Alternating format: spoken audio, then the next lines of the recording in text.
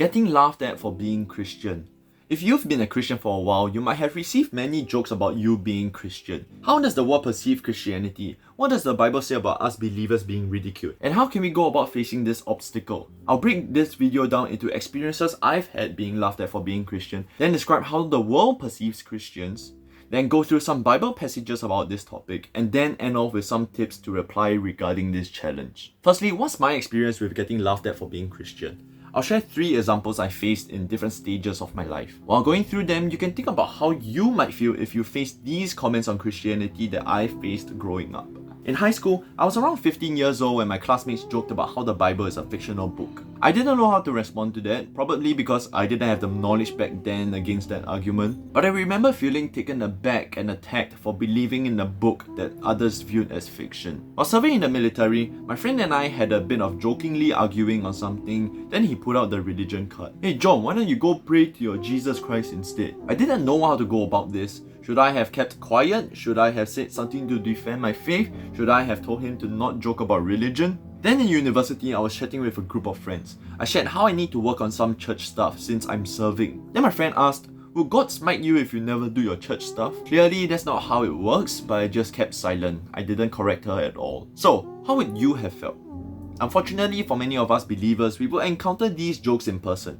And I didn't know back then whether I should defend my faith or would that make me seem easily offended or too much of a serious guy. But these casual remarks did get to me, hence why I could remember them years later. Now, hypothetically, I could just not interact with people such that I never have a chance of having such an encounter. Unfortunately, people make fun of Christianity even online. Even some of my favorite content creators and television shows have made many jokes, such as how Christians wait until marriage to have sex, or how Christians impose many rules onto others, or how they can be forceful in converting others to Christianity. I'm kind of scared for the young generation growing up with the internet. They might be influenced by so much content that seem anti-Christian and then decide to leave the faith. And these casual jokes don't seem like much, but bit by bit it accumulates. And then one day it might click into someone's head, yeah, Christianity is not only false but a harmful way to go about life. But why does the world perceive Christianity like this? This brings me to the next part of this video. I would say that it's firstly because Christianity seems like no fun. In a world that seeks pleasure, it's so unappealing to deny your fleshly desires. What do you mean I can't do anything I want and that I have to deny myself, like in Luke 9 verse 23? People that grew up in church and then leave the faith constantly talk about this transformation. How they were denied of so many things when they were a child. They had to sit in church, pray, read the Bible, sing worship songs. Then out of their rebellion, they leave the church and claim to be liberated or freed from the restrictions that Christians imposed on them. They're not being pressured to avoid sex before marriage, quit their addictions, or accept the sexual identity that God gave them. They want to do it their way. It's the story of the fall from Genesis 3 all over again.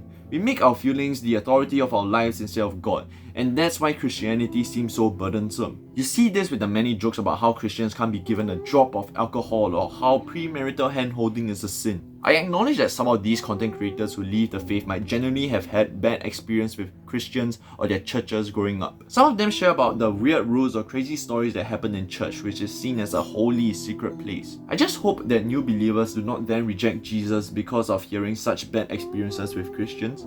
If anything, this just shows how Christians can be flawed. We sometimes come up with extra rules or become too legalistic like the Pharisees. But if you know that you don't need to do good works to be saved because of Jesus' death on the cross, then you can be more rest assured when you think about your sinful ways. All you have to do is to put your faith in what Jesus has done. In fact, if you're a non-believer watching this and agree with the part about Christians coming up with extra rules or becoming too legalistic, then you actually agree with Jesus. He gave the most scathing remarks to this group of people who share those traits called the Pharisees. So perhaps you're not so much different from him. Jesus had bad experiences with religious people. In fact, they killed him. People will let you down, but Jesus won't. That's why you have to ignore what sinful people do and just follow what Jesus, the sinless man, has done for us. Another thing is that the world feels like Christians push their religion hard on others. I've heard nasty stories of how Christians purposely target those in school that are lonely or depressed, thinking that they'll come to Jesus simply because they seem to be at their wits' end. I've also heard of Christians who went about in a very unloving or pressurizing way towards others, which is very much not the spirit that Jesus had when he was ministering. My friend who's a non-believer thinks that out of all religions, Christianity is the one that loves getting people to convert. It's almost as if we are being asked to do it. And she's not wrong. In Acts 1 verse 8, we are commanded to go about sharing the gospel to others. Now, this might be a hard take or a weird one, but I think that even without that command, Christians would naturally want to share the good news with others. This is because sharing the solution to our sin is the loving thing to do to those around us. We love you so much. We hope you turn to Jesus so that you don't face the wrath of hell for eternity after you die on earth. We also hope that you can experience how much better your life is if you obey God's commands instead of your deceitful desires. If I have the cure to something and experience how much better my life is with that cure, I would definitely want to share it with others. And that's how I perceive it. And don't worry, non-believers. I can assure you that Jesus doesn't give us brownie points for converting as many people as possible, or reward us in heaven for being a referral. Because we don't believe in good works to be saved. We don't love others in order to receive God's love. In fact, it's the opposite. It's all the more because of God's love already that we go about with the abundant capacity to love others. God's love is flowing so much in us, that's why we can share love with others without anything in return. So I would say that the world is kind of right, in that we love sharing the gospel a lot. And due to our sin, we might not share it in the most gentle way as said in 1 Peter 3 verse 15. But I can assure you that we do this because we love you and want the best for you, not because it would benefit us. It's not that we think that we are better than you and that we want to see all of you come to our side or something like that. It's more that we are also very flawed, broken people, and all we want is for you to also be in heaven. I would like to share about how to share the gospel with others, but that would be another topic for another video. Clearly, we don't benefit from getting laughed at for believing in Jesus. Fortunately, the Bible mentioned about this already. I'm on to the next point on this video. Look at Acts 6-7, where Stephen gets stoned to death for his beliefs. Look at Paul, who went through so much suffering just to proclaim the word. Look at the original 12 apostles, because most of them died sharing about Jesus' resurrection. Now, look at Matthew chapter 5 verses 11-12. This is what the NIV reads. Blessed are you when people insult you, persecute you, and falsely say all kinds of evil against you because of me. This refers to Jesus, since he is talking. Rejoice and be glad, because great is your reward in heaven. For in the same way they persecuted the prophets who were before you. So, even Jesus acknowledges that people will ridicule us believers because of him. However, we can be rest assured of the great reward we have in heaven for being believers. And that's a very good mindset to have. So other than that, how can we persevere on despite this struggle? I'm on to the next part of this video. How can we persevere on despite getting laughed at for being Christian? The first point we've covered is that we can look forward to heaven after this earthly life. Knowing that we will have eternal life, we understand that this suffering on earth is temporary.